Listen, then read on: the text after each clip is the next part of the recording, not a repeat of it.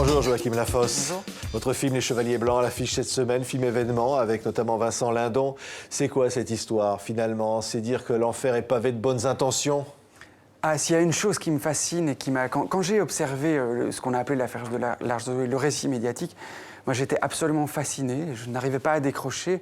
Et comme cinéaste, je me disais, mais c'est un film, il y a de quoi amener vers le spectateur des questions complexes, mais à travers un film d'aventure. Et surtout, il y a à faire voir qu'il ne suffit pas de vouloir le bien pour que le bien arrive. Oui. C'est-à-dire qu'il y a une manière de faire voir un personnage qui tombe dans une espèce d'ivresse narcissique d'un amour finalement de l'autre, qui se transforme en un amour de lui-même et qui amène cette opération et cette aventure. Oui. C'est une opération, donc c'est un groupe de pseudo-humanitaires qui vient en Afrique proposer d'organiser un orphelinat, mais en réalité il s'agit d'exporter des enfants pour l'adoption. Sans le dire. Oui, il s'agit surtout, en fait, d'abord d'essayer de satisfaire le désir d'enfant de familles françaises. Et au nom de ce désir d'enfant, on va faire passer le droit à l'enfant devant le droit de l'enfant. Et donc, c'est au nom de leurs bonnes intentions, ces humanitaires vont finalement aller vers le fiasco, mais sans jamais vouloir le mal. Et c'est là que je trouvais qu'il y avait un film fascinant, enfin passionnant à faire. C'est-à-dire que c'est des personnages avec lesquels qu'on comprend. Et c'est-à-dire que régulièrement, même moi en écrivant, je me disais, mais au fond, qu'est-ce qu'il faut choisir? Où est la limite, quoi? Oui. Où est-ce qu'il faut rentrer en France pour arrêter cette histoire? Ou est-ce qu'il faut continuer parce que vraiment c'est trop dramatique pour les gosses? C'est fascinant. Les Chevaliers Blancs, Joachim Lafosse.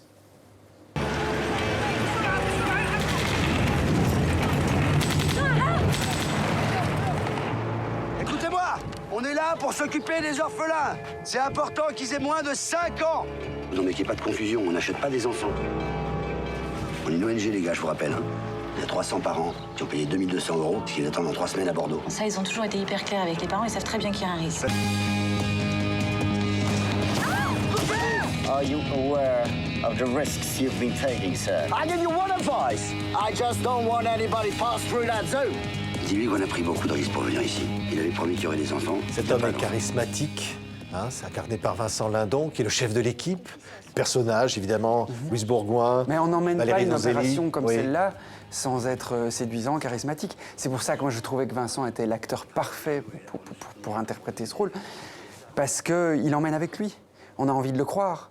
Et c'est parce qu'on le croit et qu'on perd sa lucidité aussi qu'on finit par... Enfin, que ces gens finissent par aller au fiasco. Oui. Mais les personnages ambigus, il vaut mieux les faire jouer par des gens qui ont l'air sympathiques. C'est extraordinaire, parce que au fond, où est le bien, où est le mal? Il est emporté parce qu'évidemment, il y a ses parents qui ont ce désir d'enfant, qui ont payé pour ça. Il y a Voilà. cette opération qui a été montée, il y a la responsabilité d'un groupe qui est avec lui. Oui. Et Saura-t-il dire à un moment donné, il faut s'arrêter? Peut-être parce qu'il a peur de se tromper, il va jusqu'au bout. Et donc il va dans le mur. Oui. Et alors en plus de ça, ce qui est absolument fascinant, c'est qu'il organise il se fait filmer, il emmène une journaliste avec lui, il met en scène la chose. En faisant le tournage, souvent avec Vincent rigolait, Vincent me disait, mais c'est une métaphore sur le cinéma, ce type est un metteur en scène. Et parce qu'il organise tout. Oui, il y a beaucoup de cynisme aussi derrière ce personnage. C'est-à-dire, il promet aux Africains pauvres, il leur promet de l'éducation, il promet à ses enfants un avenir meilleur qu'avec eux, que dans leur propre famille. La fin justifie les moyens. Il est prêt à mentir aux Africains pour leur bien. Et c'est-à-dire qu'il sait mieux pour les autres ce qui est bon pour eux. Évidemment, ça c'est dramatique.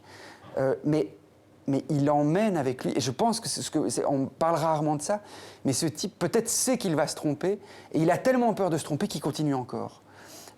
Enfin voilà, c'est des personnages complexes, des vrais personnages de cinéma. Psychologique, parce qu'évidemment, il y a tous ces personnages secondaires qui sont autour de lui, des acteurs formidables. Je disais Valérie Donzelli, Reda Kateb, qui sont là et qui incarnent finalement cette équipée. Alors il y a une partie, oui, c'est-à-dire que c'est la première fois que Vincent fait un film de groupe. C'est-à-dire qu'il y a avec lui, évidemment dans l'équipe, des gens qui se rendant compte des effets du mensonge décident de rentrer, d'autres qui veulent rester. Il y a une journaliste qui d'un coup se demande est-ce qu'en les filmant, est-ce qu'en travaillant un peu avec eux, est-ce que finalement je ne suis pas du mauvais côté? Est-ce que éthiquement, est-ce que je garde mon objectivité de journaliste ou pas? Finalement, elle cède et puis elle reprend position. Vous ne pouvez pas être un cinéaste et observer ce récit médiatique et ne pas avoir envie de s'emparer de ça. Il y a C'est un impossible. rythme c'est un film d'aventure. Ben, C'est un rythme. J'ai l'impression que pratiquement ces personnages sont entraînés par le rythme de ce qui leur arrive, par le rythme de leur épopée. Moi, j'y voyais. Ils ne peuvent pas s'arrêter. Je pense que c'est un film. En tout cas, c'est le genre d'histoire dont les Américains pourraient s'emparer. Il y a tout ce qu'il faut. Enfin, il y a le décor, il y a il y a l'entreprise à mettre en place, créer un dispensaire, faire croire aux locaux qu'on va s'installer là pour 15 ans, amener le matériel, aller sur le terrain. La question qui se pose pour eux, c'est est-ce que, au risque de notre vie, on va essayer d'aller chercher ces orphelins? Ils refusent parce qu'ils ne croient plus qu'en eux, ils refusent de discuter avec le tiers, avec l'armée, avec les autres humanitaires. Et donc ils finissent par y aller tout seuls, au risque de leur peau. C'est un choix d'humanité. En face, il y a finalement ces parents qui ont ce désir d'enfant, qui ont les moyens de les élever et qui sont ailleurs. Est-ce qu'il n'y a pas aussi une forme d'arrogance? Ah mais moi, moi, je suis pas là pour dire comment il faut voir mon film. Je suis ravi de vous entendre. Je vous suis très clairement. Mais ma certitude, c'est que c'est pas parce qu'un film est plaisant et divertissant qu'on pense moins bien ou qu'on peut plus difficilement avoir accès à des questions complexes. Je suis pas là. Moi, le spectateur, je suis là pour qu'il se pose des questions et qu'il se rende compte qu'il a un avis sur la question. Oui. D'une certaine manière, mon avis, on s'en fout. Oui, mais la vérité sur la... c'est quand même se dire, dans le monde d'aujourd'hui, il faut se méfier de ceux qui prétendent toujours faire le bien des gens, contre eux-mêmes d'ailleurs parfois. Il y a des gens qui me disent pourquoi avoir fait jouer ce personnage ambigu à Vincent Lindon? Mais les grands populistes ou les leaders de mouvements extrêmes, s'ils font tant de voix aujourd'hui, c'est quelque part parce qu'ils sont charismatiques et qu'ils sont séduisants. Donc il y a à rester lucide. Face à des questions complexes, on ne peut répondre qu'avec des questions complexes. Et ce qui se passe avec l'Arche de Zoé et avec Jacques Arnaud, c'est que face à des questions complexes, l'adoption internationale, la difficulté de ces orphelins africains, il répond avec il amène une réponse simple. Et le film fait voir combien cette réponse simple ou populiste mène au fiasco. Oui, donc ça va bien au-delà finalement de cette affaire. C'est bien plus loin. Là, on pourrait y voir une parabole sur les mouvements dans le monde, des mouvements religieux parfois, où toute personne absolument convaincue de détenir le bien. Ah ben je vous rejoins complètement. Il y a à rester lucide, restons critiques. Quand quelqu'un... C'est la vérité qui tue aujourd'hui.